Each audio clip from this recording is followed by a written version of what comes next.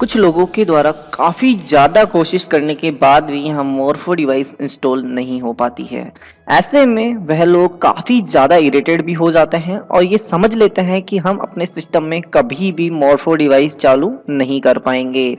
यहाँ पर बात मैं करने वाला हूँ एनएसडीएल में, ठीक है, किस तरीके से आप यहाँ पर जो इनकम टैक्स की वेबसाइट है यहाँ पर मोरफो डिवाइस इस्तेमाल कर सकते हैं। अब आप लोग बाग ये सोच रहे होंगे कि क्या हम इसे यहाँ से चालू कर सकते हैं, क्या हम यहाँ से इस्तेमाल कर सकते हैं।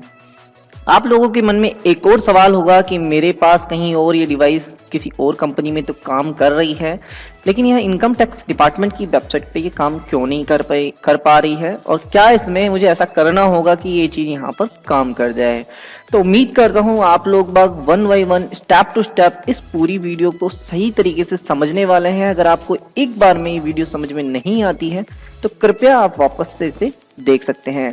सबसे पहले मैं आपको बात करूंगा कि किस तरीके से इसका सॉफ्टवेयर है वो इंस्टॉल होगा। तो मैं आप लोगों के लिए सजेशन करूंगा, मेरी डिस्क्रिप्शन में आपको स्टेप 1 लिखा हुआ होगा, उसमें नीचे एक आपको लिंक आपको नजर आएगा, वहां से आपको एक लिंक डाउनलोड करना है और आपकी जो भी क्रोम ब्राउजर जो भी आप यहाँ पे इस्तेमाल कर रहे हैं उसमें आपको ऊपर पेस्ट कर देना है।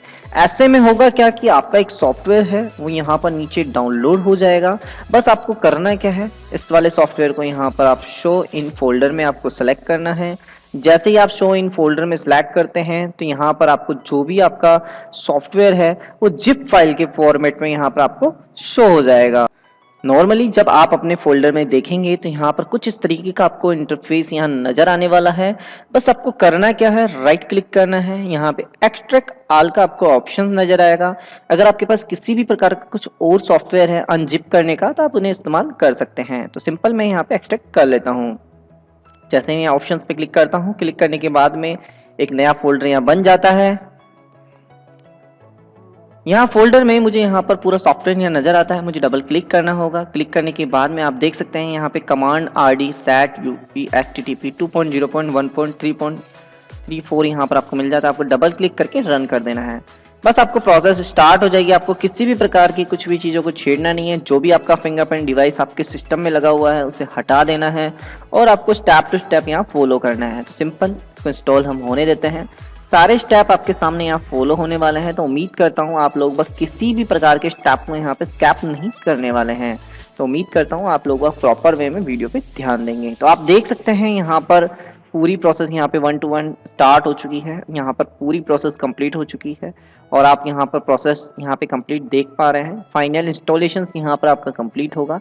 किसी भी प्रकार का जब प्रोसेस आपका ये वाला होता है तो उसमें आपको ना तो रिफ्रेश करना है, ना बैक लेना है, ना ही किसी प्रकार की कोई भी चीज़ को क्रॉस करना है। यहाँ पर RD सर्विस अपने आप ऑटोमेटिकली यहाँ पर स्टार्ट होती है, जो आप देख सकते हैं यहाँ पर स्टार्ट RD सर्विस मोरफो। यहाँ पर आपको ये चीज़ लिखा हुआ आएगा और आपकी यहाँ पर जो भी आपकी RD सर्विस है वो ऑटोमेटिकली स्टार्ट हो जाएगी। लिखा हुआ आएगा कि यहाँ पर सक्सेसफुल हो चुकी है, ठीक है, इस तरीके से आपको लिखा हुआ भी आएगा। तो आपको सिंपल वेट करना है। अब आपको करना है क्या है, जैसे आपसे रीस्टार्ट का मांगेगा तो आपको नो करके फिनिश कर देना है। बस आपका इतना सा ये सॉफ्टवेयर आपका इंस्टॉल हो चुका है आपके सिस्टम में। हमने यहाँ पे पहला पड़ाव कंप्लीट कर लिया है स्टेप 1 का। अब स्टेप 2 यहाँ पर हमें प्रोसेस करना होगा। देखिए ज़्यादातर लोग क्या करते हैं, फायरफॉक्स में भी इसका इस्तेमाल करते हैं, तो मैं आपको सजेशंस करना चाहता हूँ ये केवल गूगल क्रोम के अंदर ही काम करेगा, इसके अलावा किसी अन्य सॉफ्टवेयर में काम नहीं करेगा। ये चीज़ मैं आपको क्लियर कर देता हूँ। तो सिंपल यहाँ पे गूगल क्रोम के माध्यम से यहाँ प्रोसेस हम करने वाले हैं। तो यहाँ पर ये प्रोसेस आप जो सेकेंड लिंक आपको दिखेगा उसको आपको कॉपी करना है। कॉपी करने के बाद में गूगल क्रोम पे जाना है, आपको यहाँ पर वापस से पेस्ट कर देना है। जैसे आप पेस्ट करते हैं यहाँ एक ऑप्शन आपको नजर आएगा, अलाउ इनवैलिड क्रेडेंशियल्स, ठीक है। तो यहाँ पर आपको इनेबल कर देना है। जैसे आप इनेबल करते हैं आपको अपने ब्राउजर को क्रॉस करना है और इसे वापस, जैसे मैं यहाँ डिसेबल करता हूँ उसके बाद में मैं इनेबल कर देता हूँ, लेकिन यहाँ पे रीलॉन्च का एक ऑप्शन आपको नजर आता है। बस आपको करना है कि रीलॉन्च पे आपको क्लिक करना है, आपको वापस रीलॉन्च होके ओपन होगा। तो इस तरीके से गूगल क्रोम को आपको रिफ्रेश आप करते क्या है, इसे इनेबल कर देते हैं और उसके बाद में प्रोसेस करते हैं। ऐसे में वो वर्क नहीं करता है, इस चीज़ का आपको ध्यान रखना है। तो यहाँ हम देख सकते हैं कंप्लीट प्रोसेस हो चुकी है हमारी यहाँ पर सेकंड वाली, और इसे भी हम रिफ्रेश एक बार कर देते हैं। तो यहाँ तक हमने कंप्लीट कर लिया है। इसके बाद में आपसे पूछा जाता है एक और ऑप्शन, स्टेप 3 की हम बात करें तो स्टेप 3 को हम कैसे फॉलो करेंगे। तो यहाँ पर हम कॉपी कर लेते हैं। कॉपी करने के बाद में वापस गूगल क्रोम पे आएंगे। गूगल क्रोम पे आने के बाद में Ctrl V और यहाँ पे एंटर। तो यहाँ पर आप दिखाई देगा आपको साइट कैन सेंड पॉपअप ठीक है। तो इसे रीडायरेक्ट एंड यूज रीडायरेक्ट वाला ऑप्शन है, यहाँ पर आपको क्लिक कर देना है। तो ये वाला भी हमने इसे ओपन कर लिया है। तो स्टेप 4 तक हमने कंप्लीट कर दिया। अब आती है कम्युनिकेशंस मोड 0 आपको कैसे किया जाता है फिंगरप्रिंट डिवाइस में। तो सिंपल आपको करना क्या है, जो भी आपका कंप्यूटर है, माई कंप्यूटर वगैरह, ठीक है, तो वहाँ पे कंप्यूटर में ऑप्शंस में जाना है, सी में जाना है, मोर फॉर आरडी सर्विस में आपको जाना है, कॉन्फिग सेटिंग INI में आपको पूछना है। इसके बाद में आपको ओपन विथ करना है, नोटपैड पे आपको क्लिक करना है।